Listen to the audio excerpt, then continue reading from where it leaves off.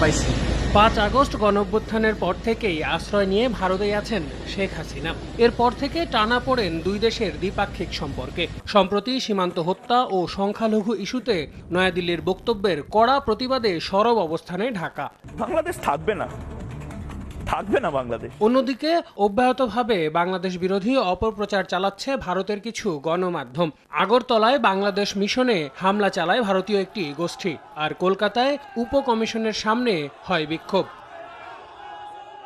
বাংলাদেশ ভারত সম্পর্ক যখন চ্যালেঞ্জিং সময় পার করছে, এমন সময় ঢাকা সফরে ভারতের পররাষ্ট্র সচিব বিক্রম মিস্ত্রি সোমবার সকাল 8:30টায় ঢাকায় অবতরণের পর 11টায় রাষ্ট্রীয় অতিথি ভবন পদ্মায় দ্বিপাক্ষিক বৈঠকে বসেন। 5 আগস্ট পট পরিবর্তনের পর দুই দেশের উচ্চ পর্যায়ের এটি প্রথম আলোচনা।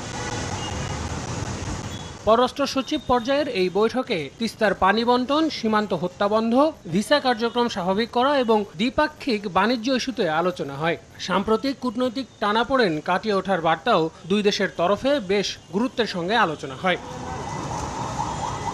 এরপর বিকেল 3:30টায় পররাষ্ট্র উপদেষ্টা মোহাম্মদ তৌহিদ হোসেনের সঙ্গে সৌজন্য সাক্ষাৎ করতে পররাষ্ট্র মন্ত্রণালয়ে যান বিক্রম মিস্ত্রি। পরে সাংবাদিকদের তিনি জানান, বাংলাদেশের সঙ্গে ইতিবাচক, গঠনমূলক এবং পারস্পরিক স্বার্থ নির্ভরশীলতা চায় ভারত। সংখ্যালঘু ইস্যুতে দেশটির উদ্বেগের কথাও জানান সচিব। We also discussed some regrettable incidents of attacks on cultural, religious and diplomatic properties.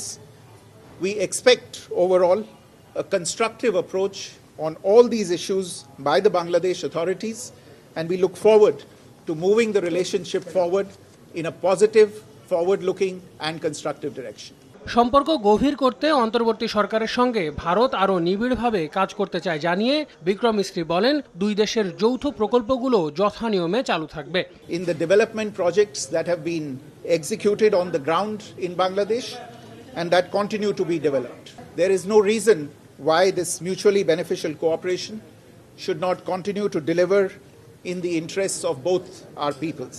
পরে প্রধান উপদেষ্টা ডক্টর মোহাম্মদ ইউনূসের সঙ্গে সৌজন্য সাক্ষাৎ করতে অতিথি ভবন যমুনায় যান ভারতের পররাষ্ট্র সচিব।